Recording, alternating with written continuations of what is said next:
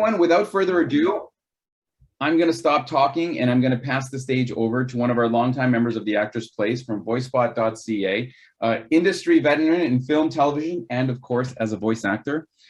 In the past couple of years, I booked 2 parts in video games with Ubisoft, and I owe a big part of what I think was my success during those auditions to things that Dan told me.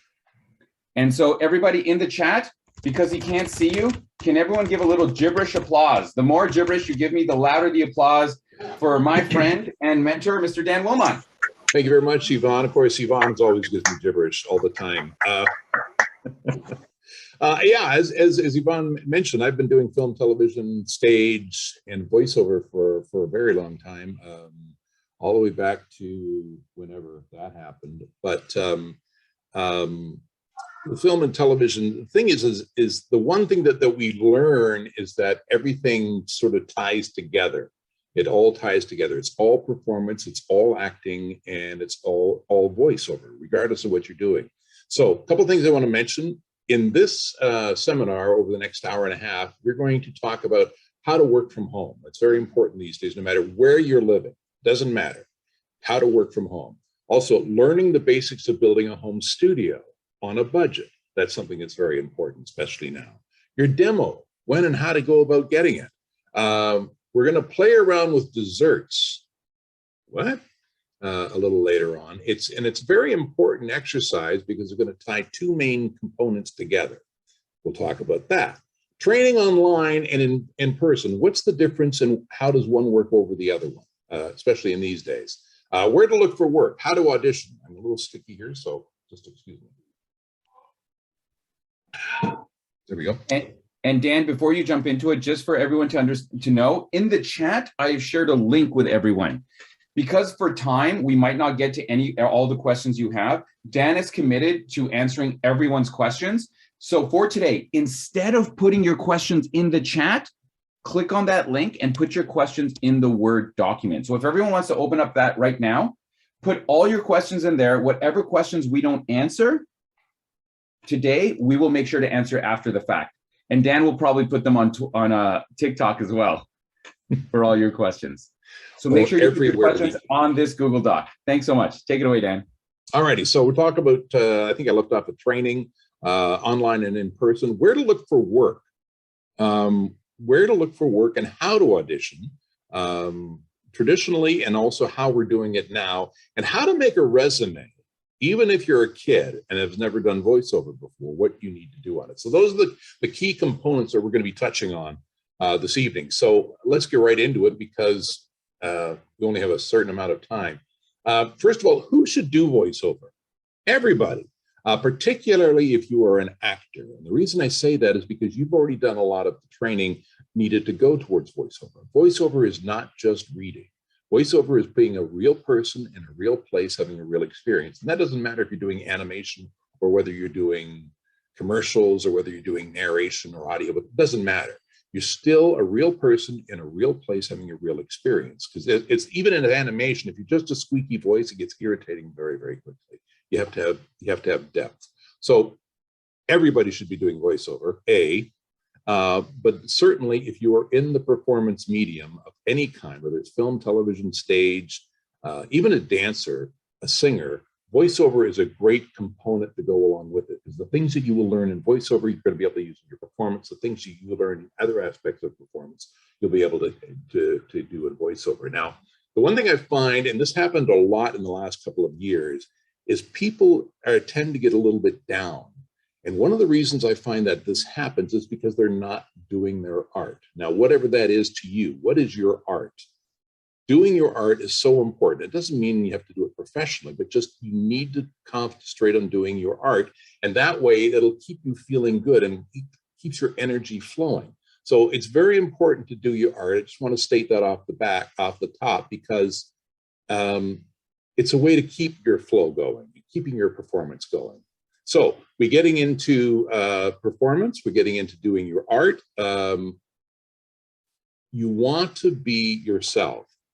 No matter what kind of performance it is, you want to start with who you are, what you know, and that's going to make you unique. That's going to keep you off the buffet and on the menu, something very, very specific, okay? Nobody can do you better than you. No matter what you think of yourself, nobody can do you better than you. And that's always going to give you an edge up to anybody. People may copy you down the road, but it's still, nobody can do you like you can do you. And that we'll tie that into doing your art, and we'll tie that into performance and down the road. So before we get to do anything, let's just talk about building your home studio. The reason it's so important is even if you are just wanting to practice, you need someplace to practice that you can see how you're evolving moving forward. Excuse me. So here's how to do it on a budget. First of all, you got to keep it simple. Keep it away from noise. I don't care if you're in an apartment or in a house or in a basement or where you are. Keep it away from noise. The refrigerator, the furnace, pipes. If there's a bathroom upstairs, keep it away from those pipes. Anything that has noise. Now, you're not going to be able to be completely soundproof when you're first putting your studio together, but you want to make it as quiet as possible, but there are other things that are going to be more important. So first of all, find a quiet place. Second of all, you want to deaden the sound wherever you're going to do it. You can do anything from going into a closet with clothes, that'll deaden the sound. You can put up moving blankets on a wall, or you can create a sort of a tent, that'll do it. Making a pillow fort, that'll do it. Some ways to just deaden the sound so that when you are recording, you're not getting that echo sound, which I'm getting a little bit right now myself. Don't want to hit the equipment either. So that's the second part of it. And then the third part of it is getting your gear together, which we'll get to in just a moment. So you need a place to practice. You need a place to just have some fun and goof around, basically, is what you want to start off with. The home studio you're going to need a microphone. You can get two kinds of microphone. You can get a USB microphone, which plugs right into your computer. You can get a microphone that can plug into some other gadget to plug into your computer to digitize it so you can do it. So it's whatever you find.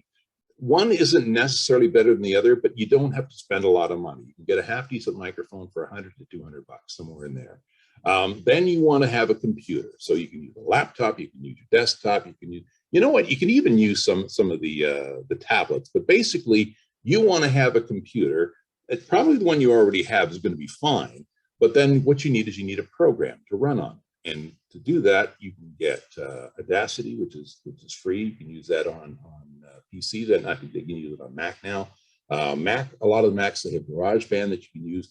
Most audio programs work the same way. So starting off with these free programs will give you a great way to start and to practice and also get used to playing around with the program.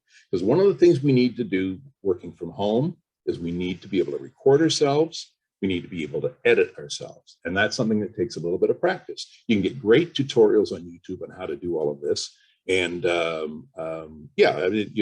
just pass it along that iMovie. There's all kinds of free programs that you can find out there to get started. And then once you start playing around with it a little bit more, the trick is you want to practice first. But once you start playing around with it and you're finding one isn't quite as good as you'd like, you can start paying for them. You can start anywhere from like $50, $75 and go all the way up to the thousands, whatever you need.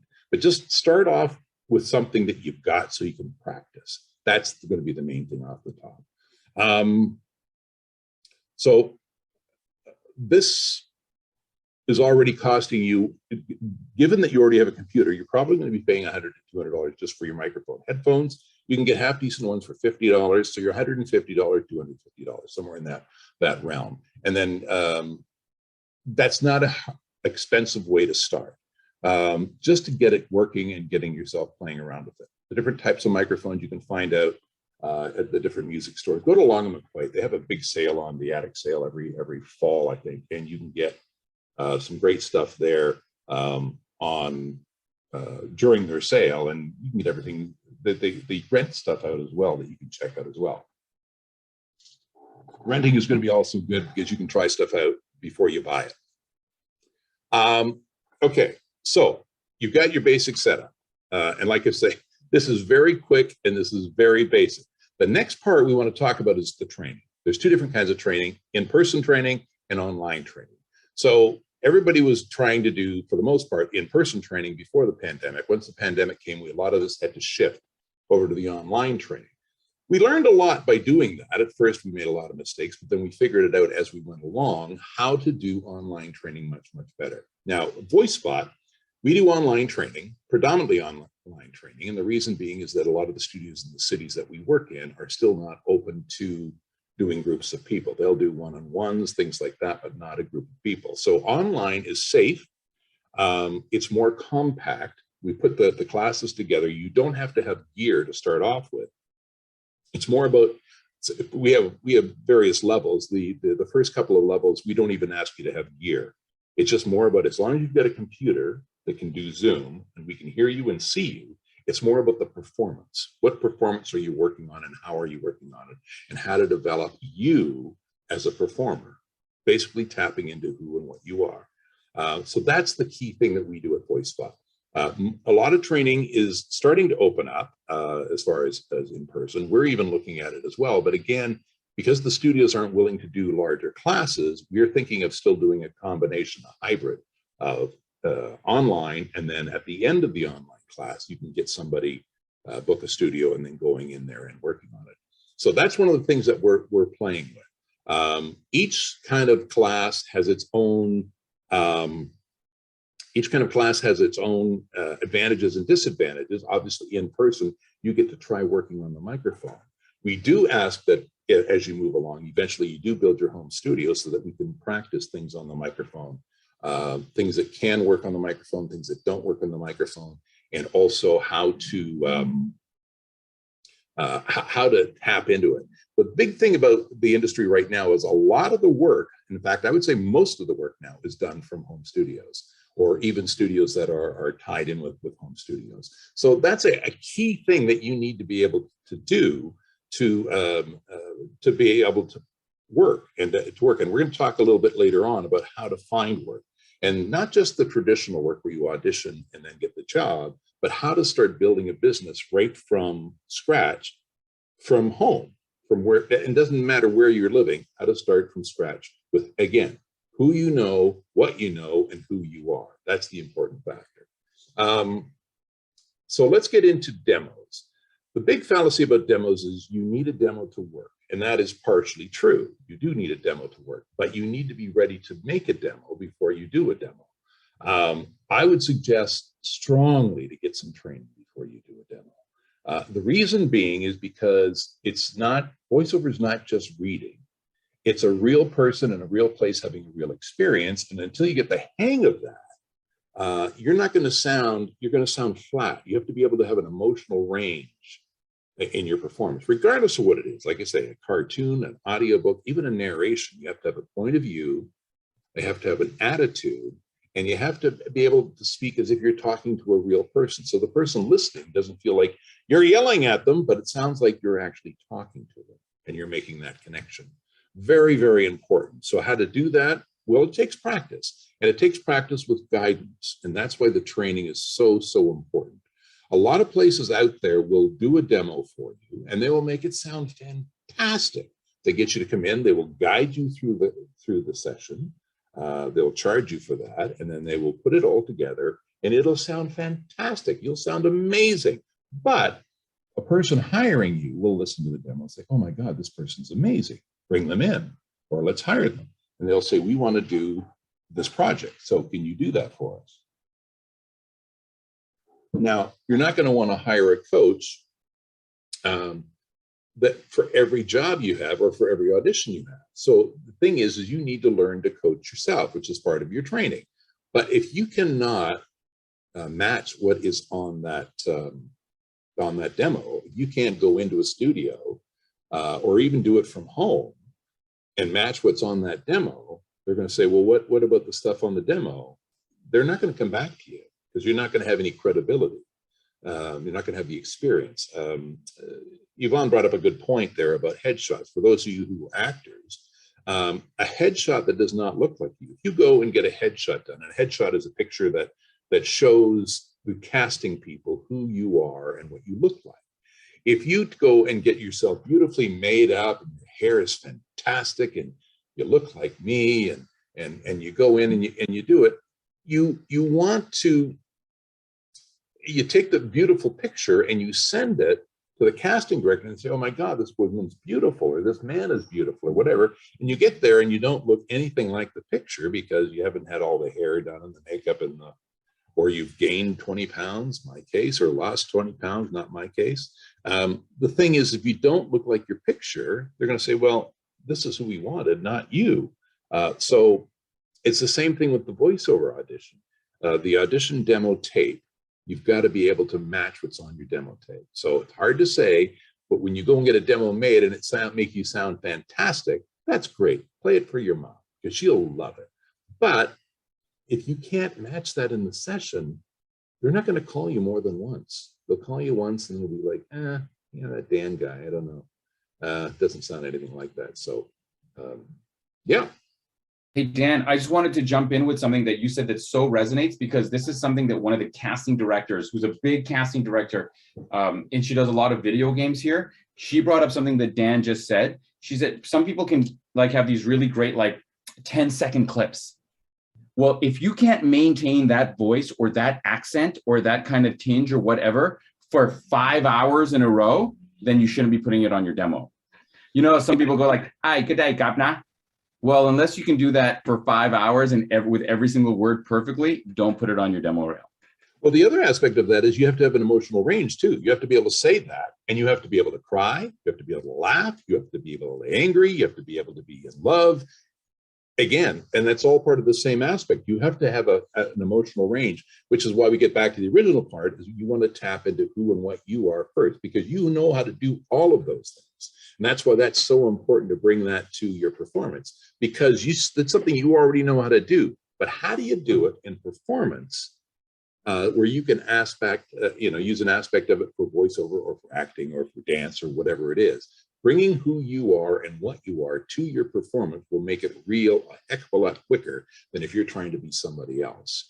And that's another reason to get training, because you need to learn how to tap into who and what you are, as opposed to trying to sound like me or Yvonne or somebody else. You need to tap into who and what you are, because again, we talked about being unique.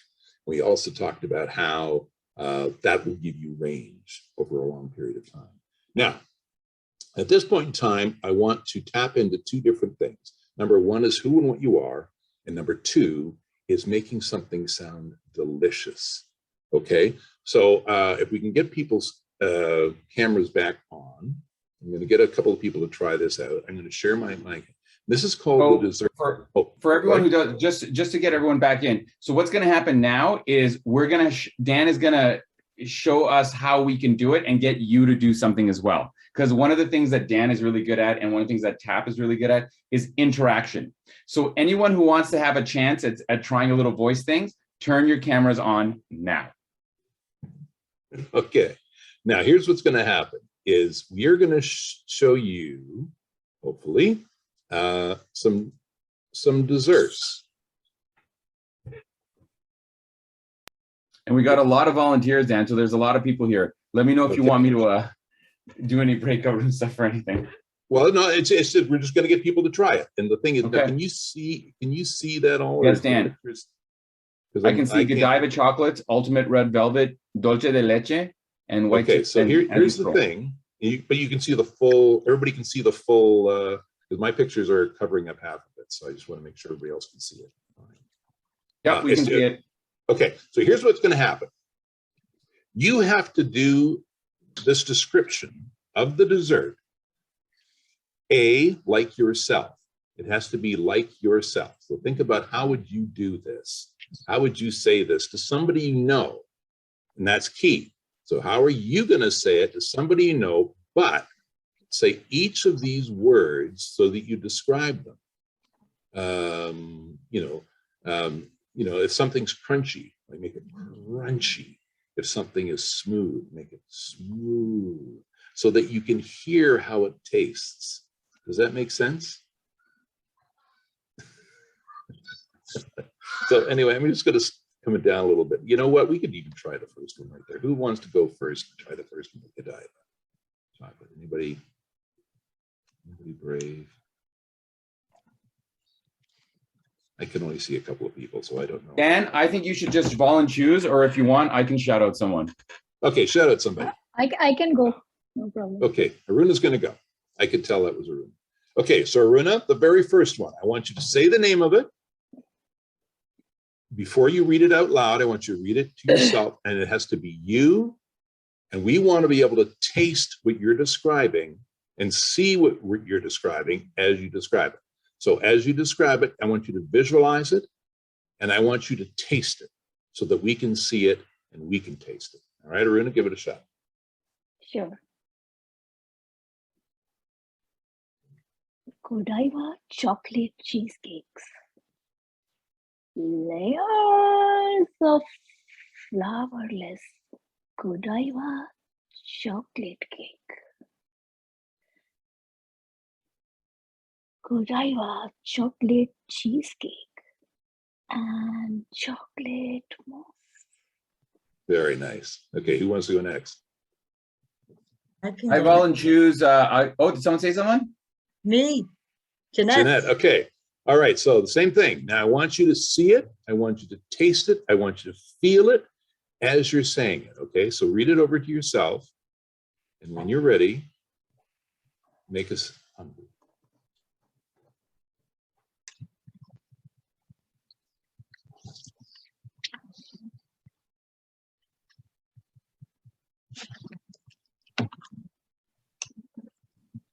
Ultimate red velvet cake cheesecake. Moist layers of red velvet cake and our original cheesecake covered with our special Cheesecake Factory cream cheese frosting. Beautiful. Next, who's next? How about I'm gonna shout out, I'm gonna say Reese. How about you, my friend? All right, Reese. All Now right. here's a trick with this. Now you may already know this, but make caramel, caramel very smooth and rich. I want you to make the caramel sound like that, smooth and rich. And mousse is a great word to play with. Almond brickle, what would you do with that? So think about it. It still has to be you, but it's you you're almost seducing a friend. So think about a friend you'd like to seduce. And I want you to just melt into this, okay? Dolce de leche caramel cheesecake.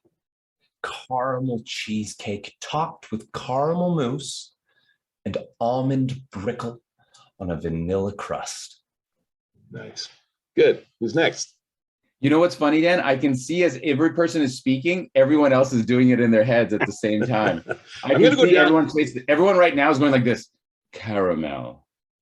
But that's it. I'm gonna say, how about Arlena? Arlena. Okay, we're gonna go down here a little bit. I'm gonna find something with a little more things to play with here. What we got? More after. Oh, that's the last one. Okay, well okay, why don't you try the peppermint bark cheesecake and Okay. just dig in, just melt into it. Peppermint bark cheesecake. White chocolate cheesecake swirled with chunks of chocolate peppermint bark, topped with white chocolate mousse, and finished with chocolate peppermint. Available after Thanksgiving through the holidays. Really, really nice. Okay, who wants to try the same one? And I'm gonna give you a direction as well. Who wants to try this one? Nice job. I'm gonna say, because everyone's too shy, I'm gonna say Marla. Okay, Marla, here's what you're going to do. You're going to work. You're going to work it. You're going to work every syllable. So every syllable melts in your mouth. Peppermint bark cheesecake. White chocolate cheesecake swirled with chunks of chocolate peppermint bark, topped with white chocolate mousse and finished with chopped peppermint. Available after Thanksgiving through the holidays. Okay, good. Really, really nice. Okay, we need another one. Same one. We're going to do the same one again. Let's try. Oh, Neil. I got Neil. I saw Neil, some motion there. So Neil, you're up. All right, Neil. So Okay. again, I want you to feel the syllables, every syllable, feel them. But this time I want you to whisper it. Want me to what? Yeah. In public? To be very quiet, but you still feel, I still want you to enjoy it, and I still want you to see it, and I still want you to taste it, but it's very quiet. Think of the person you're speaking to as being right by your mouth, so you're literally whispering to them. Peppermint bark cheesecake. White chocolate cheesecake. Swirled with chunks of chocolate peppermint bark. Topped with white chocolate mousse and finished with chopped peppermint. Available after Thanksgiving through the holidays. See, Yvonne was enjoying that way too much. I keep saying that every time someone says it, I say it too in my head, and I think about how I would do it. Okay, we'll do it. So one, let's see. Yeah, no, let's just do that same one. I really like that one. So let's just try one more. We'll do one more. Who wants to go? Luke, I saw Luke. Luke is the first hand I saw moving. Mr. Forget or Oui, Forget. monsieur. Thank you. By the No, way, c'est bien là. I'm very hungry here. And we all These have are to brush our cruel. teeth when you're done. Okay, so Luke, And you're cruel. All right. here's your challenge. Same thing. You want to taste everything you're saying. You want to work every syllable. But you are, and again, you can keep it quiet. You don't have to be real quiet, but you can keep it quiet. But you are thinking naughty thoughts through the whole thing. Nice. So you see how we're adding different layers to it each time? So this one, you're going to still see it. You're still going to taste it. You're still going to feel it. And you're going to be gentle and intimate. But you're not thinking nice thoughts. You're thinking very bad thoughts. Right. Peppermint bark cheesecake. White chocolate cheesecake swirled with chunks of chocolate peppermint bark, topped with white chocolate mousse and finished with chopped peppermint. Available after Thanksgiving through the holidays. Okay, really nice. Really nice. Does anybody else want to give it a shot before we go? Before we move on? Oh, I see Faye. I see Faye. Oh, Joanne, Faye, just like this, Joanne. You see this, Okay. We'll all do right, Faye Miss and- Faye, we'll how do are Faye you? and Joanna. Let's do Faye first. And Okay. Faye, I want you to be in your I want you to do this. I'm not going to go over everything else again, but I want you to find yourself in your happy place first. And you're saying this to somebody you know really well. And I'll just leave it at that. White chocolate cheesecake swirled with chunks of chocolate peppermint bark, topped with white chocolate mousse and finished with chopped peppermint. Available after Thanksgiving through the holidays. Really nice. Really, really nice. And who was the last one? Joanne, sorry. Joanne. Okay, Joanne. You are feeling like you've done something very wrong. And you're about to be punished. I still want you to say I still want you to say all the words and you work every syllable. I still want you to taste it, feel it, and see it. But you've done something very wrong. And again, it's still to somebody you know really well. I'm still saying this to somebody you know really well. White chocolate cheesecake swirled with chunks of chocolate peppermint bark, topped with white chocolate mousse, and finished with chopped peppermint. Available after Thanksgiving through the holidays. That is really good. Really well done. You guys did a great job. That's fantastic. Now, hopefully you noticed, yes, or whatever, do that, whatever. Hopefully, but each one of those were completely different. So did you see how even if they weren't trained or whatever to work as themselves, everybody was very, very unique. And bringing that unique is what's going to make you different, what's going to make you stand out in a crowd. When they do auditions, they may audition 25 people, but everybody's going to sound differently. You're trying to sound the same.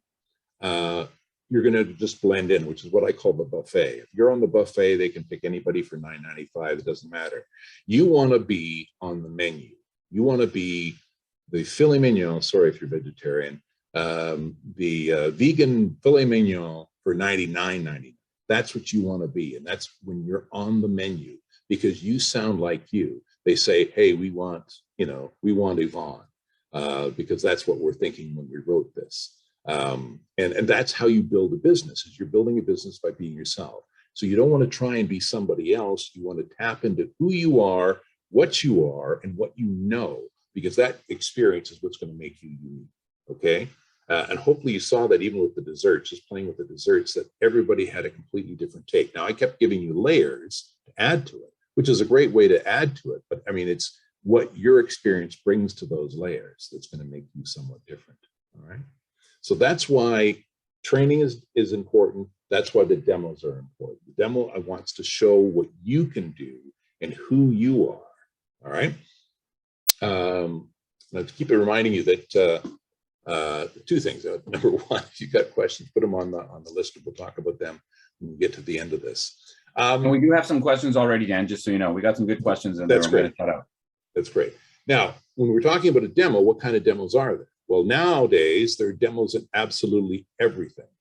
There are demos for commercials. There are demos for narration. There's demos for animation. There's demos for e-learning. There's demos for audiobook, demos for documentary. There's demos for video games. There's demos for corporate videos. There's demos for pretty much everything, and you can't really combine them all together. You have to find out what is your niche and work from that. Now, most people start out with commercials, and the reason they do that is they're easier to do because the performance is much shorter. It's only 30 seconds to 60 seconds long. Number two, they're easier to do because it's basically fabricated. You don't have to carry on a long conversation. And three, there's a lot more of those than there are of anything else. So that's why commercials are a very popular way to start. And then as you build your business, then you can start working on other things. Now, when to do a demo is when you're ready to do a demo. You can do a demo anytime, but you should do a demo based on how you sound. And demos are now being done differently because not as many studios are having people to go into the demo, into studios to do a demo. And also people are working from home. So if you're living in a small town in northern Saskatchewan, how do you go and do a demo? They probably don't have a studio nearby. So there's different ways you can do it now. There's a product called Source Connect, which allows people to connect their home studio. This is my home booth here, right there, but that's where I do all my work. But and you work on your computer and whatever, and then you can send it out into other places. So I will work in, let's say with somebody, a client in Miami, Florida, I'll work from here through Source Connect, and they'll record it there. Now, if you know somebody who has Source Connect, you could record a demo in a studio from your friend's place to the studio, and the studio will get edited down. That's one way of doing it. But if you don't know anybody with Source Connect, fine. If you've got a half decent home studio, like we talked about setting it up, and have a half decent microphone, and you practice, you can record with a coach on Zoom or FaceTime or whatever, or you can record it yourself and then send the audio to a studio somewhere else, and you can edit it together. That's one of the things people are doing since the pandemic started. One of the casting people I talked to in Toronto here had mentioned that we know people can't do demos right now. So if they just send something in best quality they can from home, we'll understand and we'll have a listen to it. But keep in mind, if you do it that way, your demo is being played against demos that are professional. And even though they're looking for a style of voice and a personality of voice, you're still going to be compared to the professionals. So even though they know that, it still puts yourself at a disadvantage. So you want to be able to edit something together quickly. A demo is only 4 or 5 pieces of work. They only have to be about 8 seconds long. Your full demo can be 45 seconds to a minute. That's it. That's all you need. They just basically need to hear what you sound like, how to get a hold of you, what's your personality, what's your sound, and how do I get a hold of you? That's all they need to know. So if you record 3 or 4 pieces that are different, you want to make sure they're different. You won't want to have one where you're a happy young housewife and you have little kids, that type of personality. You might have one where you're very serious and you're running a school and you get older kids and you know, you want to have different personalities on your demos. So you want to have 3 or 4 different styles when you're recording them. Record the full, find a 30-second commercial, record the full 30-second commercial, and you cut them down to about, I guess, say 6 to 10 seconds. And then you can send the full 30s, the 330s to a studio. They'll edit them down. And that way it'll cost you a couple hundred bucks, depending on where you're sending them to. If you go into a studio, they can be anywhere from like $500 to $1,000, well, thousands of dollars. I mean, there's ones in Los Angeles who charge you $5,000 to do a demo. Don't do that yet. Wait a little while. But anyways, that's the type of thing you can get going on. You can work with a coach and record it in your home studio. As long as the quality is good for the straight voice, they can put it together, and studio can put it together, put music behind it, and make it sound very professional. It gives you a bit of a leg up, but make sure it's work that you can do. That's if you're recording from home. Once you get a demo together, we get into the next aspect of it, where to look for work. And traditionally, people used to go to a studio to audition.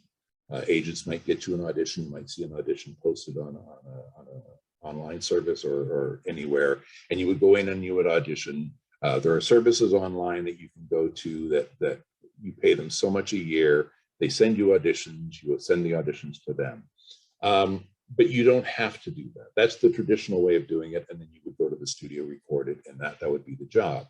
But because of the pandemic and the way things have changed, and they started changing before the pandemic, but because a lot of people are now working from home, a lot of those services no longer apply, or as much. So what you want to do, and this is just as applicable, you know, years ago as it is now, is find work close to where you are. So who are you? We talked about that. What do you know? And what do you do? And it's probably things within that realm that you already know and already know. So if you're working at a business, is there ways that you can help them solve problems in the business? Do they need an answering machine done, recorded? Do they need a corporate video done? By you having the equipment at home, you can now start doing work with people that you already know. And that's a great way to start your business, by working with people who know you, trust you, and are more willing to give you an opportunity to try things, even though you may not be as experienced as, say, somebody they could hire for a lot more money. So those are different aspects. Finding things online, getting work through auditions through agents or studios. I mean, those are all still applicable, but not as much as they used to be. And so being able to find work close to you with people you already know is a great way to start. It's sort of like the pebble effect in a pond. You get the ripples coming out. Start with people you know off the top, and you can start building out from that. And the more confidence you get by doing it, they'll tell 2 friends and so on and so forth. So that is as much applied 25 years ago as it is today. It's just that now, because of home studios, you have an opportunity to be able to work anywhere in the world online, or you have the opportunity to work with the people that you know in your neighborhood. I would do both personally. We always have. So it's just a way of building your business, keeping it simple off the top and just building it bit by bit by bit. It's important. How to audition? Just focus on, who are you talking to? What are you trying to get them to do? And how do you feel about it? So if you want more of a strong sense, think of somebody you don't like very much, or somebody you're angry at this certain time, and that's who you're talking to. But changing who you're talking to is going to change your whole presentation. So don't focus on whether they're going to like you or not. Don't focus on whether you're going to get the job or not. Focus on who you're talking to and what you're trying to get across. Focus on that, and that'll take a lot of the pressure off. And of course, if you're doing it from home, you'll probably end up doing it 20 times more than you would if you're in a studio doing it. But yeah, that'll come. It's just, the key thing is to play. Just play. Like we did with the desserts. Just play. Try different layers. Okay, what if I was really angry and I did this one? What if I was really, really sick? What would happen if I was drunk? Try different things and just see what comes out of it. And again, this is why home studio is so important, so that you can practice and you can try different things out and just listen back to it and think, It's not what I expected it to be, but boy, that sounds good. So that's quite simply how to audition. Keep in mind when you're looking for work, you're trying to solve a problem. That's your attitude and that's your focus, you'll find that you have a better approach. You're not looking to get them to hire you, you're looking to solve their problems. So it takes a different energy. Okay. Now, resumes. This is something I wanted to talk about a little bit because this has come up just recently, particularly for kids. Basically, a resume, when you're applying for a voiceover job, they want to know who you are, what do you sound like, and how the heck do I get a hold of you? That's all the information they need. You don't need to give them a long resume unless you've done some really key stuff that's really important that they're interested in looking at, and that's where your demo would come in handy because you're going to play this work that you've done on the demo. If you've got kids, or if there's kids listening and they want to do a demo, that's much harder because they haven't gotten any work. So we start off with a slate for kids, and what a slate is basically you say your name and your age. This is on an audition piece. But for kids, what I recommend they do is say their name, their age, your age, and if you have one. If you don't have one, that's fine. But then I get them to say, if I could be anything in the world, I would be a dinosaur because no one would ever pick on me. And the reason I get them to say this is because that way it shows a little bit of their personality. When they're looking at kids, and you too, to some degree, is they want to see what your personality's like. So don't do a long slate on audition. But for kids, I would do that just to give them a sense of what your personality's like, because that's basically what they're looking they're hiring a personality when they're looking at a child, because chances are the lines are very short and they don't really say much. So when you're doing an audition as a kid, it's a little more difficult. So they want to see some personality, and they want to see personality in any audition, but that's just a basic thing. So your resume, that's key. Only for kids, but basically all they're looking for is just who you are, what do you sound like, and how do I get a hold of you? And that's key for your basic, when you're sitting in your auditions. Okay, so I think that's it in a nutshell. I've gone it over pretty darn quickly. And the reason for that is that there's just really a lot to cover, and I would really like to focus on what your questions are specifically. Yeah, so Dan, I'm going to go through some of the questions here. Okay. I will also say, just for at this point right now, if Dan is covering everything quickly, and it's one of these things where on the surface you're like, yes, okay, I got it. But the actual practice and execution of it, like how do you start like doing your slates, for example? How can you practice more when you talk about cheesecake? These kind of things. Go to the Cheesecake Factory and start talking about dessert. Yeah, or you can you'll see if you guys want to check out VoiceSpot. They do offer classes online and in person. Or consider coming to the Actor's Place, because we are constantly doing interactive things, and periodically Dan likes to host a voice actor practices where we come online and all we do is practice voice work.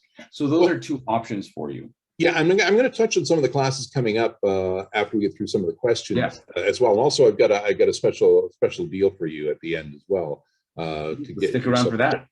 Bit of a discount. But here's the thing: is that when people are studying acting, for the actors out there, like you stay working on, you take classes regularly, because it's a way to keep yourself limber as a performer, keep your emotions, and just keep yourself flexible as a performer. With voiceover, it's the same thing. The classes we do at VoiceSpot is more about training. It's more about training and learning how to do various aspects and how to tap into who you are confidently. And it's about building confidence, and your confidence being yourself. That's important. But we also do things called voice gyms, and also, as Yvonne mentioned, VAP, the Voice Actors Place, which are workouts. And those are great ways to keep yourself limber doing voiceover, because I know when you have your home studio, you're going to practice all the time. Some of us are more Theory. disciplined than others. But the thing is, if you're working at a voice workout or even a voice class, and some of our classes people take more than once, it gives you an opportunity to working with a coach on areas that you find difficult. Like on our voice gyms, we do once a month, for example, you can bring auditions, you can bring things that have been a problem, you can bring an area that's an issue for you on a regular basis, like if you have a lisp or you have various aspects of it, we can work on that. But we also have a lesson. Each gym has a lesson that we have as well. So even if you just come just to work out on a thing, we try to get you to stretch as well. So, all righty. Well, let's jump into some of the questions. The first question I'm going to answer, Dan, because the Okay, first great. question was, are we going to be sharing the video of this link? And yes, we will. We'll post the link on the meetup page, and it'll be in the comments of the meetup page. So if anyone wants to watch the video after the fact, we'll make sure we share it there. The second question, Dan, was actually about what is your opinion on Fiverr? And I'm gonna add to that a little bit with because I actually have experience with this one. But Fiverr and things like Upwork, these places where it's not necessarily for voice acting, but you can submit yourself, be like, hey, I'll do a 5-minute voice session for $10, or I'll do this like very kind of like random YouTube dialogue for $30, that kind of stuff. What is your opinion on those? yeah, so when the places like Fiverr came out, and there's been a bunch of them, and there will be a lot more. When they first came out, the idea was you would do a job for $5, and I would get so many calls from people that had used them or services like them, and it's not just Fiverr. That there was a bit of a joke that I had was, you know, people would advertise, you can hire me to do your voice work for $5. And then my joke was, you can hire me to fix your $5 voice job. Because that was happening a fair bit. Now, Fiverr has evolved a little bit now that you're not doing the job for $5. As long as you were doing the job for $5, yeah, I had very little respect for it because you're getting what you're paying for. And also as a talent, if you're only thinking your work is only valued at $5, it's going to be very hard for you to build out of that. Again, keeping in mind, you don't want to be on the smorgasbord or the buffet. You want to be on the menu. And just working for the lowest common denominator, the lowest amount of money, and it's a lot of the online services have this as well. It's not going to improve. You're going to have to do an awful lot of work in order to get any kind of cash flow, A, and B, it's going to take a very, very hard and a long time for you to be able to build yourself out of that. So find out the base level, the base level of what the standard fee is. And that's what most people expect to pay for the basic. Because keep in mind, they're not paying for you just to do the voice job. They're paying for who you are. Again, you want to be, they want your voice. If they don't care, it could be anybody on this call, then they will pay $5 for any voice if they can get them all for $5. But if they want you specifically, they're going to pay the base fee. You don't have to charge them a lot of money, but just charge them the base fee that everybody else is charging. And that way you're taken seriously as a performer as well. And that's a great way to start your business. Now, doing a Fiverr, doing jobs for $5 for experience, that's why I say work for people you know, because giving them a break because you already work there or you already know them, I mean, whatever that is, it's a great way to get experience, but it's also a way to build your business with people you know. Doing it for $5, you're not helping anybody. And chances are the client is going to go, well, let's go find somebody who can fix this. And Fiverr, things like Fiverr have been around forever. And like on Fiverr now, you now bid for jobs. You can say, I will do this job, but I will charge you $2,000. So it's evolving into something that's a little more realistic. But yeah, doing a job for $5, those businesses are always out there and they're going to always be out there, but just treat yourself with some respect. And again, keep in mind, you are the brand. Your sound is the brand. Your personality is the brand. You are the Coca-Cola. It's not a matter of just reading the script and then giving you $5. It's, what are you bringing to it? The next question is, do we need to know how to edit out the mouth saliva sounds from audio recordings? And I think we need to have two separate answers here, Dan. One is if you're auditioning, and one is if you're actually like submitting a final product, because those are Right. both different things. And there's many different levels. First off, and this is something that I realized as I started this session, that I've had way too much coffee today and I'm way too sticky. First of all, never end up in a situation like this. Eat your Granny Smith apple. That cleans that up. Like, oh, that was big. That was like that. It cleans it up right that. And I noticed as soon as we started this session that I didn't have my Granny Smith apple. It's going to kill me, that little sticky noise. But you can hear it. Like normally when you're doing a Zoom, you're not going to hear the sticky noise, but when you're this close to a microphone, it's and when you look at the sound files, it's these little things like that. Okay, so when you're doing an audition, it'd be a good idea to learn how to get rid of those yourself. But like I say, nibble on a Granny Smith. Don't eat big chunks and just nibble on it and have a little bit of water as you're doing it, and that'll clean that sound right up. And don't drink a lot of coffee before you do it, because it's the drying out. And what's happening is your mouth, your lips are sticking to your teeth, and that's what's making that sticky noise. And also, if you're dry, your tongue's sticking as well. The other good way of getting rid of that noise is putting Vaseline on your teeth. I've tried it once and I'll never do it again. It's horrible. But yeah, just nibble on a Granny Smith apple, it'll clean it right up. So Dan, I had this other question. Can you recommend a microphone for someone who is starting out? Yes. Well, yeah, there's many out there. USBs used to be not as good as the standard microphones, but now they're at the starting out levels. I would say you're probably looking about $100, $150. I would go with a Long McQuade, and they would have great examples for you depending on what you want to do. It's really, and everybody's voice is different. Every microphone is different. So your voice with a microphone is going to be different. You can rent a microphone for a weekend for about $5. But they will give you some great ideas.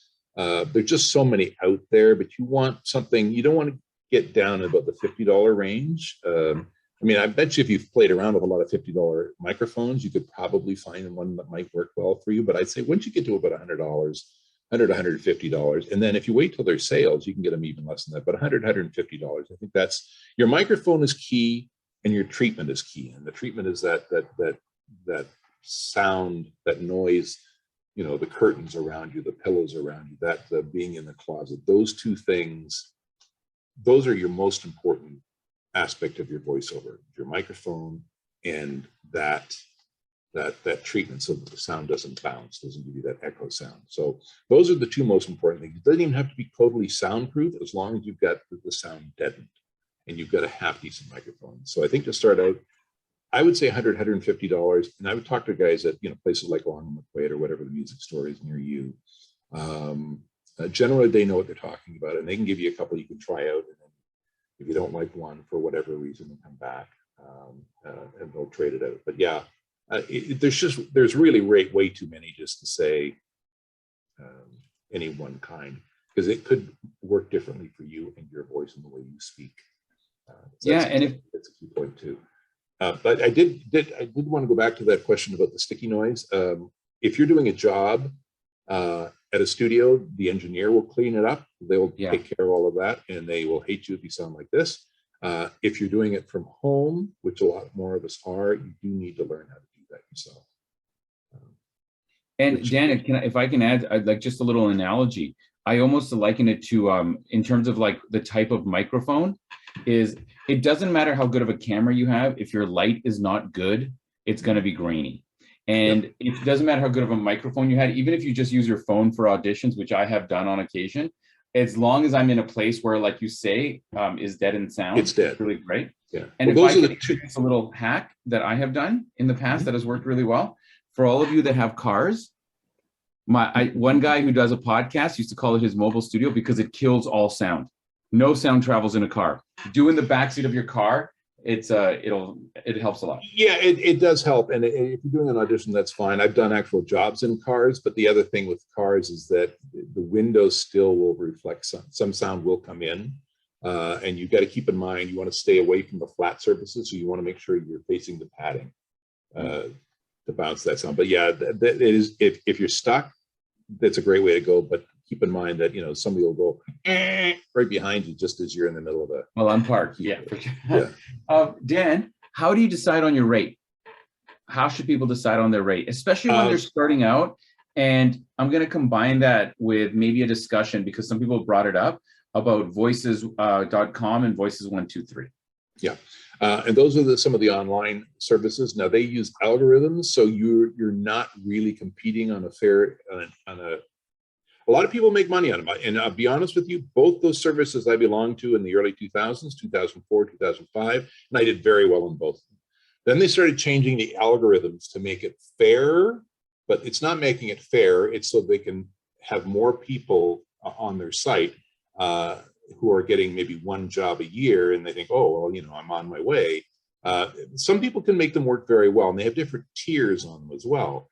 And I don't know if I'm getting away from the question here, but it was that about how much should you charge, or how much should you charge? Right. Now, the thing is that you bid on those sites, and that's fine. If you go to various sites like them, they will give you, like voices.com, give you a rate scale, a basic rate scale. If you go to ACTRA and you look at the basic scale, that is not far off. You don't need to worry about all the other paraphernalia, but just the base scale.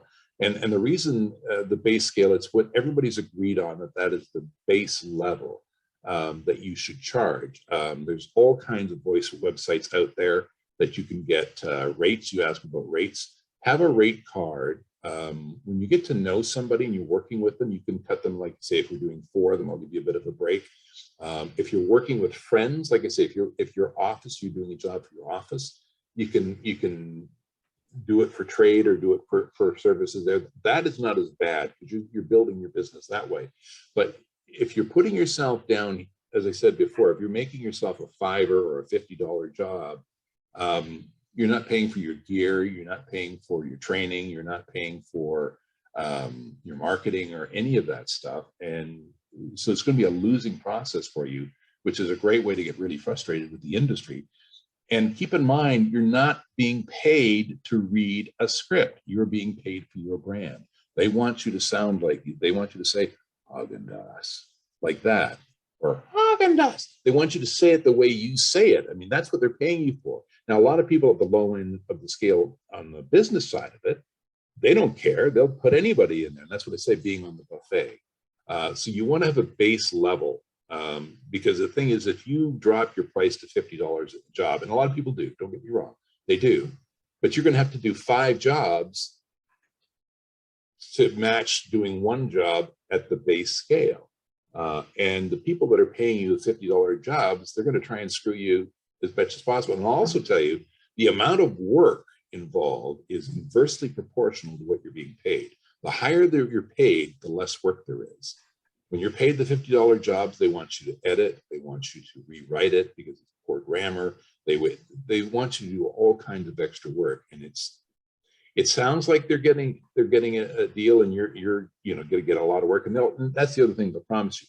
You do it for $50, we'll give you tons of work coming up. There's a lot of work coming up, and most times they don't. So Dan, if I could just try to summarize a little bit here, because it is such an open-ended, it's hard to say charge this much, but maybe one strategy is some of these sites will have rate scales. Another thing you can do is go to ACTRA and see what those scales are, and maybe and just go for the bottom scale. There.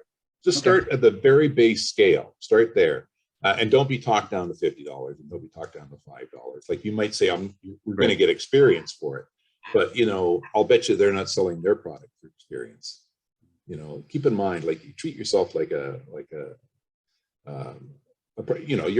important. And the thing is you're working on a brand, and your brand is not $50. Your brand is worth what it's worth everywhere else. They're not just paying you for it. I've had people offer me, they say, listen, we'll give you $50. It's only going to take you 15 minutes. So if you think about it, that's like $200 an hour, but I'm not getting $2 at $100. I'm getting $50 for 15 minutes. So again, keep in mind your expenses, keep in mind your value, and your value as a performer is important, and building that business is important, especially if you want to do it full time, or even if it's part of your acting, part of your performance business. You still want to be working on it. And if you're doing volunteer for the CNIB, volunteer for businesses that for charities. Volunteer for them. Don't volunteer for people that are just trying to take advantage of you. Okay. The next question is, do you recommend borrowing scripts for a demo or writing your own material? Unless you're a good writer, I wouldn't write your own. There's tons of scripts out online.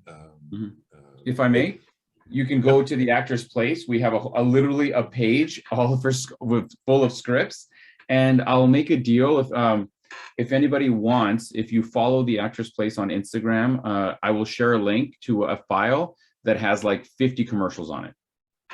Yeah, exactly. And the thing is, you only need 3. Here's what I would do, though. Make sure that the script speaks to you, like you connect to it somewhere, because that'll make it easier for you to feel it and to see it and to taste it and all that sort of stuff. So find a script that talks to you. And again, we talked about the different styles, and you're only going to need, like I say, 8 to 10 seconds. But also, you don't have to put addresses on it. You don't have to put company names on it. You don't have to say McDonald's. You can just say, burgers 99 cents this week at, or whatever. You don't have to and you don't have to say, and just don't do it anyway. Don't say locations like Toledo or whatever. You don't need that. And when you're putting a demo together, like I say, it's only 8 seconds. Just find 8 seconds of something that's kind of fun, and put it together with something else that's kind of fun, and put it together with something else that's kind of fun. But 3 different styles of fun, and that's your demo. That's all it is. You don't need to go. But yeah, I wouldn't write it unless you're really good. People tend to write too much, and they try to explain, and it's not a bad thing to practice, but I wouldn't use it for your demo. Just there's so much content out there. Just find something and have some fun with it. Find something that speaks to you and something that's fun. More fun, the better. The next question is, what exactly is the resume? Is it a piece of paper with your contact information and maybe like the different commercials or whatever you worked on and an MP3? Like, what exactly is the thing? And let's suppose we're talking about someone who does not have an agent and they're submitting for voice work. What are they actually submitting? You're submitting your demo, your reel, which is on an MP3. And you're not going to do that on a memory stick or anything like that. You're going to, ideally, if you can have a site where it's posted so that you can send a link to it, because a lot of times sending MP3s now, people do not want to open them because they think it might be a virus or something. So if you've got even a simple, cheap little website, great, or you can post it on YouTube, for crying out loud. In fact, I'm going to be playing something from YouTube in a few minutes. But yeah, and you also send a paper, Dan, like a resume, like a piece of paper, or like a Word doc or PDF. No. Just because who are you? What do you sound like? And how do I get a hold of you? And then you can do that in the email. So the email has the link to YouTube. The email has who you are. I'm going to give you a tip here as well, and how to get a hold of you. Here's the thing. Here's a great tip to get them to listen to your demo, because a lot of the studios or a lot of people that are looking casting tend to get hundreds, if not thousands, a week. Say, I'm new to the business and I've just done my demo and I would really love it. I've heard great things about you and blah, blah, blah, all the important things that are true. I would really like it if you could listen to my demo and just give me some pointers on what you think I need to work on. And that way they're going to help. They want to help you, as opposed to say, oh, you're terrible, I'm never going to hire you. They don't want to say that.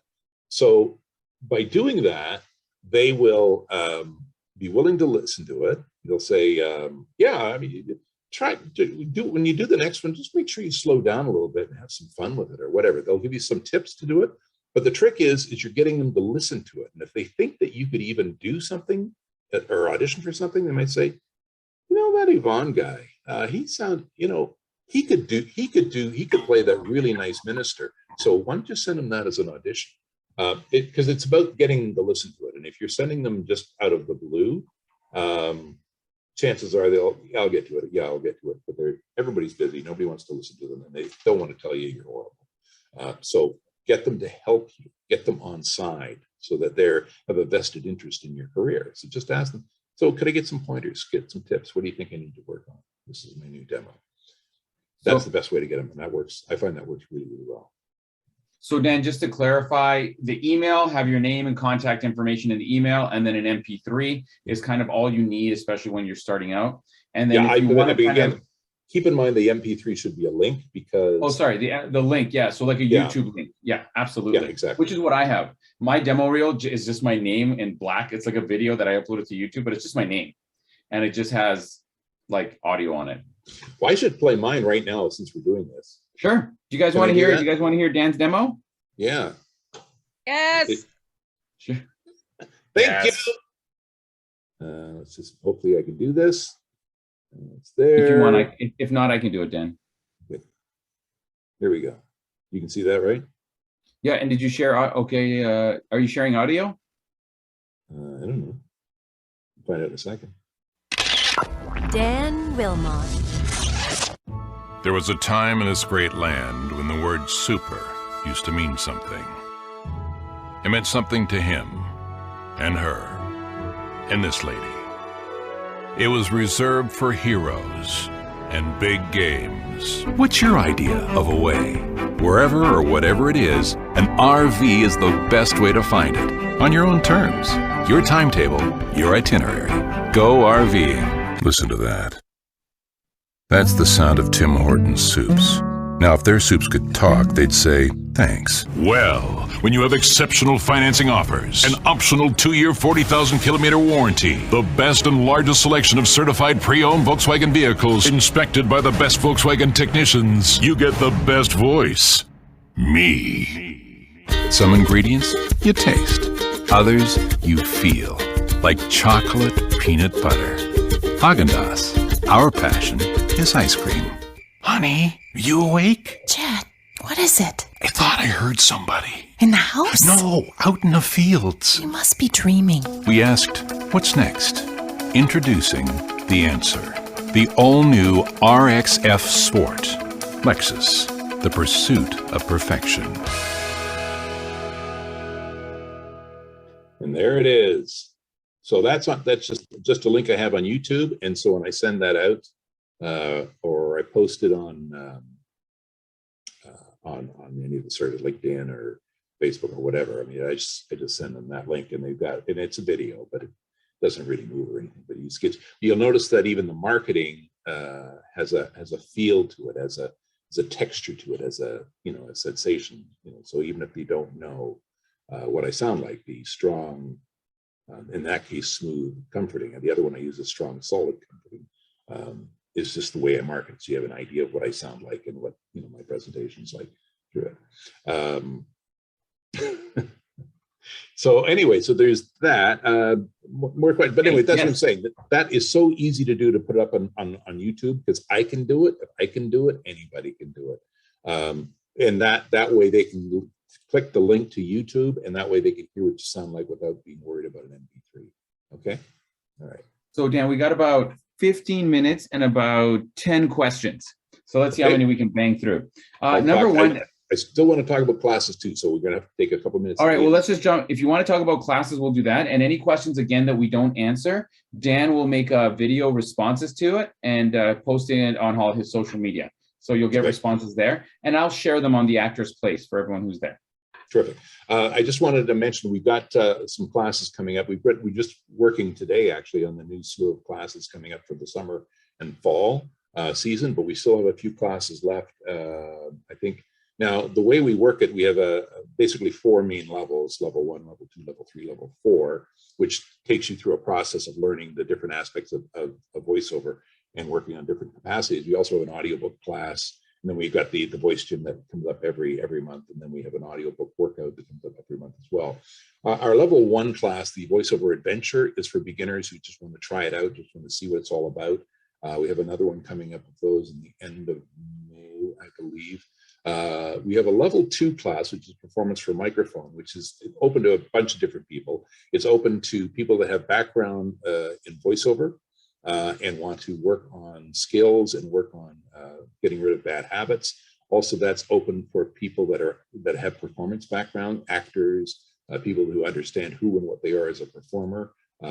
We get you to start in at the level 2. You already have an idea, as I say, of who you are as a performer. And so people who want to level up their game, people who have a voiceover background and just want to move in. And I think we have that one starts the one starting on Tuesday, if I'm not mistaken. It still has some spaces left. And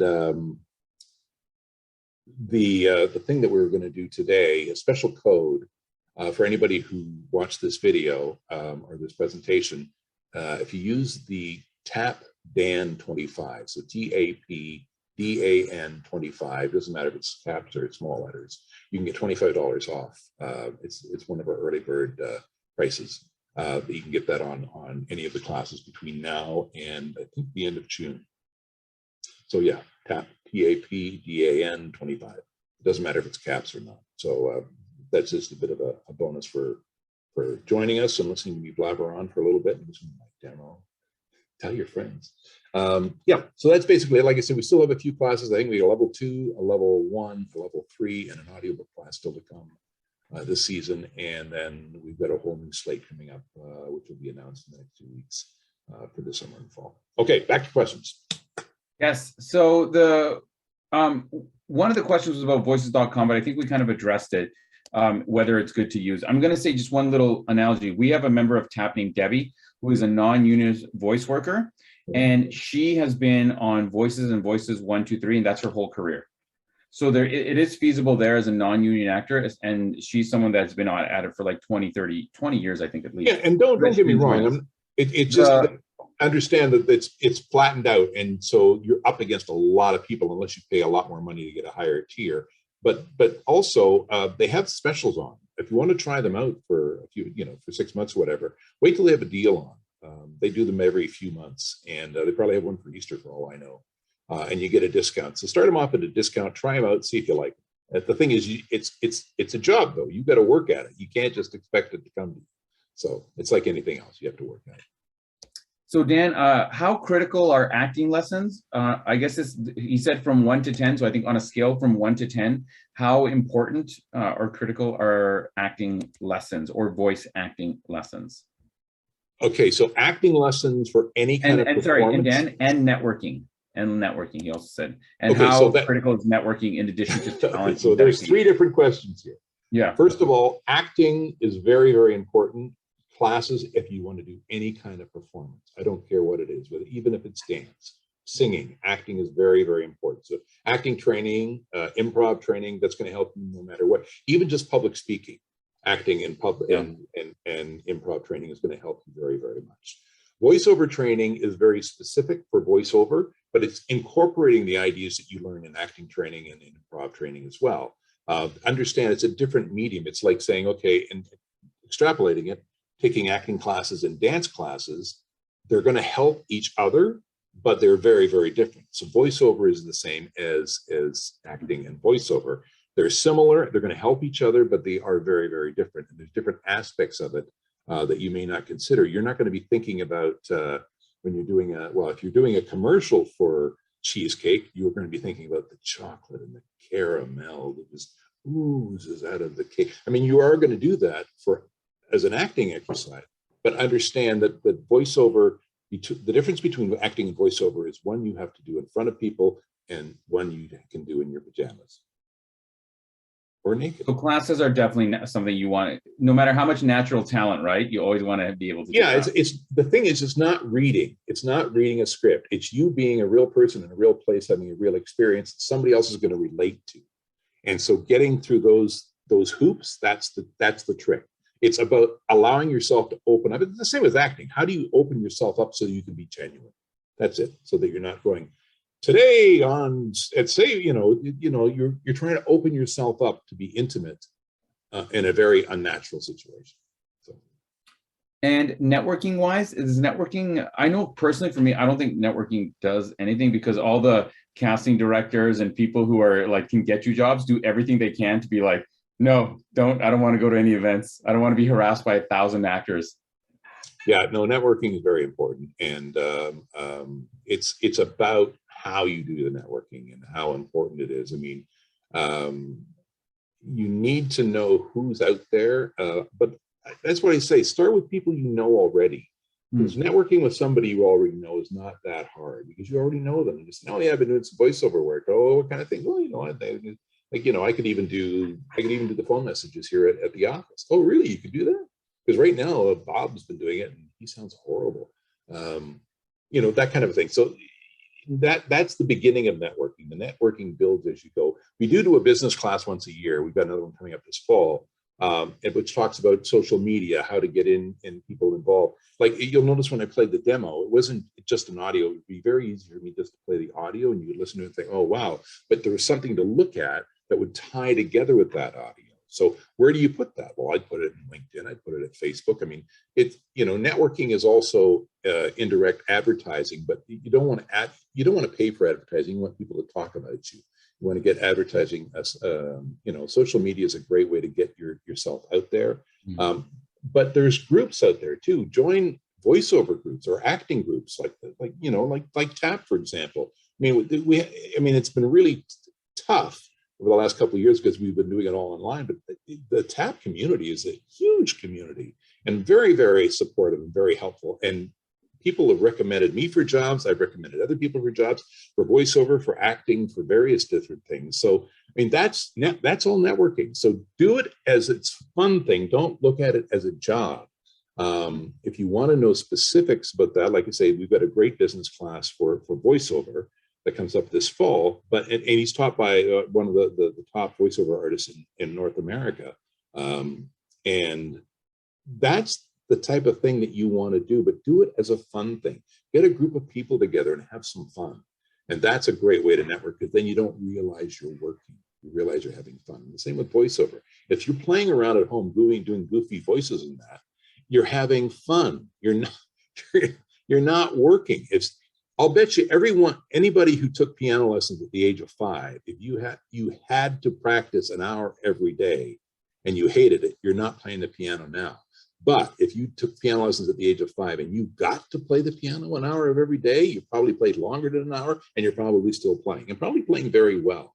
So that's the type of thing. Keep it fun and keep it with a group of people, like-minded people. Like get on the Facebook groups, get on things like that, and you'll find out all kinds of stuff as well. And I think that sort of addresses the next question, which was, are there any voice clubs in Toronto or online things? Just join TAP and follow VoiceSpot, and whenever we have them, you'll know. Yeah, there's tons of them. We got another question, and this is a good one, Dan. What's an example of something challenging that you can work on with a voice coach? I think you might have mentioned, I think that's in reference to something you mentioned. Actually, that's a really good point that I did want. Let me just tell you, Dan, before you jump in, let me just tell you, we got 3 questions left. We got about 5 minutes. So I'm going to give you all of the questions. I'm going to give you all 3, and I'll just jump in if you need me to remind you of them. But this is just, you know, what's an example of something challenging? We have any thoughts on Audible's ACX, which is Audible's voice thing? I have thoughts on that, but that's not, if you want me to, I'll talk about it. And the last one is thoughts on names for, I think when you're marketing yourself, do you want to have more American names or more obscure foreign names? So let's start with the first one. What's an example of something challenging to work on with a voice coach? I'm going to do the names first, because that's a big one now. Be yourself. Be who you are. I mean, if you want to shorten it a little bit, that's fine, but be who you are. That's a part of your brand. If you're saying you're John Smith and you've got a really distinct accent, nobody's going to buy it. And right now, we're multicultural. So the thing is, first and foremost, be who you are. Be you. Again, that's all part of being, you know, doing your art as well. Okay, what's the other one? The coaching. I did want to bring this up earlier. Something challenging to work on. It's a really good point. The thing is, there's classes and there's private coaching. Classes, I find, is better to work with generally to learn, because you have 2 opportunities. You have a chance to analyze other people working, and you also have a chance to do it yourself. It's 2 different sides of your brain. One's analytical and one is creative. You want to be able to do both, and you do that in a class. Private coaching, I would do for something specific. If you have a specific problem, let's say you lisp, or let's say you mumble, you have a mumble mouth, or you tend to talk inside your mouth, you let your voice out.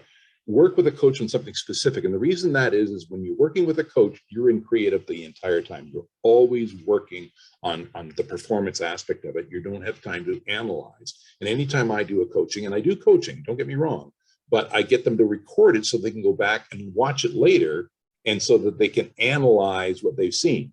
Do they do it? 9 times out of 10, no, they don't, because they come back and they tend to take longer to learn. I could work with them as a private coach if I'm training somebody from A to Z. It'll take me 3 times as long working that way than it does if they're in a class. Just because in a class, they can watch somebody trying it out and they think, oh, well, that's interesting. I wonder why they did that. And then they get to try it themselves and think, oh, that's why they did it that way. So you've got both aspects of it. Private coaching, I would reserve for, unless you're really shy. So I mean, I do get it, or you're a big star. I've done big stars as well because they're really shy. They don't want anybody to know they need lessons. But the thing is, unless, you know, that's the case, I would not do private coaching unless it's something specific problem you want to solve. And then the last question was, what are your thoughts on ACX, which is essentially Audible's kind of service where people can submit for voice actors and you can submit to do voice work? Yep. It's great. If you want to do it, it's great. Make sure that you've got, they've got videos and they show you exactly how to make your studio sound good enough to do it, because they won't accept your work if it doesn't match a certain standard. And they've got all kinds of classes that you can, projects that you can audition, fiction and nonfiction. But again, I wouldn't do it unless you've got some training behind you first. Audiobooks are tough. Any kind of narration, long form narration is tough. As Yvonne said earlier on, like you can't just do it for like 30 seconds. You've got to do it for, well, in an audiobook, it's probably 20 hours long. You're not going to do it all at once. But the thing is that make sure you get training before you do it. There's a lot of really bad audiobooks out there based on the videos, not on ACX. But the thing is, you want to be one of the good ones. You want to be one that they want to come back to, especially the author. If the author writes a lot of books, if they like the work you do, they're going to come back and get you to do more work down the road. So again, you're building your business even further. Anyway, that's just a rough thing on ACX. Your thoughts on it, Yvonne? Well, I was just going to say the only other thing you should remember is that with things like ACX, Voices 123, I'm not sure about Voices or Voices.com or Voices 123. It's what Dan was saying. It's not just recording your voice. They want a completed, produced piece of audio. So if it's the cleaning, the editing, you can't have little sounds for when you start. Like it's a lot of work, and that's one of the big things with narration. It's just a lot of work, and it's also the post-production. So you need to be technically proficient. You can hire people to do that work for you, but then it brings down, like if you're taking 60, 80 hours to do a 20-hour book, and you're only getting $100 a finished hour. I mean, it may sound like it, you're getting basically $2,000. And if you're spending $1,000 on somebody editing it and cleaning it up for you, you're not really, considering that you've done 60 hours worth of work, and you're not getting a big return on it. Audiobooks are great if you're a good actor, if you like acting and you like reading, but you have to love reading and acting and performing on a book. If you love it, and you love books, there's not a better job out there. But it's a lot of work. So if you don't love it, it's going to be difficult. I did it once and I'll never do it again. Because every time you fuck up a word, it's like, oh, fuck. And then you have to make a note of it, and you either stop and edit it, and then it wrecks your flow, or you keep recording. Then you need like 40 minutes to figure out where it was in that 80-minute clip. I'm done with it. With audiobooks, I work with a director, let them handle it, because I can get into it and feel it and not have to worry about it. Because if I could send them just raw stuff with all my mistakes, delicious. If I got to fix it, fuck it. Yeah. All right, gang. So we're pretty much out of time. How about a big little gibberish applause for Dan, everybody? How about a little gibberish applause for Dan? Thank you very much. Thank you.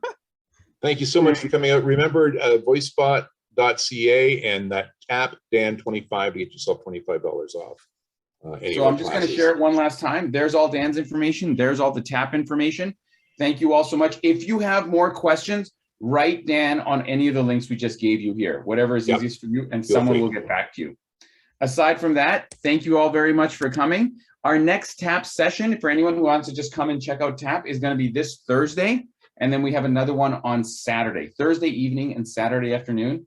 All the details are on the Actors Place. Thank you all very much, everybody, and we'll see you next time. Thanks, everybody. Thanks for coming out.